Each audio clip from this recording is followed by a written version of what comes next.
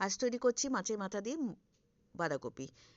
কাতলা মাছের মাথা নিয়েছি, নুন হলুদ মাখিয়ে মাছটাকে ভালো করে মাখিয়ে নিচ্ছি। এবার পাশে একটা কড়াই বসিয়েছি, কড়াই বসিয়ে তার মধ্যে মাছগুলো একে একে দিয়ে মাছটাকে ভালো করে কড়া করে ভেজে নেব। এপিট ওপিট করে ভেজে নিয়ে তুলে নিলাম। এবার কড়াইয়ের মধ্যে দিয়ে দিলাম আলু, আলুটাকে একটু ভাজা করে তুলে নেব। নিয়ে সেই কড়াইতে দিয়ে দিলাম দুটো তেজপাতা, দারচিনি, লবঙ্গ, এলাচ, আর একটু দিয়ে দিলাম গোটা জিরে। দিয়ে একটু ভাজা ভাজা করে তার মধ্যে দিয়ে দিলাম পেঁয়াজ। পেঁয়াজটাকে একটু পিঙ্ক কালার পর্যন্ত ভাজবো। ভেজে এর মধ্যে দিয়ে দিলাম আদা রসুন পেস্ট।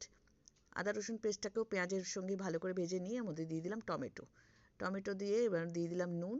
নুনটা দিলে টমেটোটা তাড়াতাড়ি নরম হয়ে যাবে, তাই নুন দিয়ে দিলাম। দিয়ে একটু নাড়াচাড়া করে এর মধ্যে মশলা দিয়ে দিচ্ছি। দিলাম জিরে, ধনে, লাল লঙ্কা, কাশ্মীরি লাল লঙ্কা দিয়ে ভালো করে নাড়াচাড়া করে নিচ্ছি। দিয়ে দিলাম দুটো কাঁচা লঙ্কা আর দিয়ে দিলাম একটু জল, যাতে মশলাটা পুড়ে না যায়। এবার দিয়ে দিলাম মটরশুঁটি, দিয়ে একটু নাড়াচাড়া করে এর মধ্যে দিয়ে দিলাম আলু। আলুটা যাতে একটু সেদ্ধ হয়ে যায় এই জন্য জলের মধ্যেই আলুটা দিয়ে দিলাম। ঝোলের মধ্যেই দিয়ে কষাচ্ছি। কষিয়ে নিয়ে এবার এর মধ্যে দিয়ে দেবো বাঁধাকপি। বাঁধাকপি কেটে ধুয়ে রেখে দিয়েছি, সেই বাঁধাকপি দিয়ে দিলাম। দিয়ে একটু নাড়াচাড়া করে এর মধ্যে দিয়ে দিলাম মাছের মাথাটা।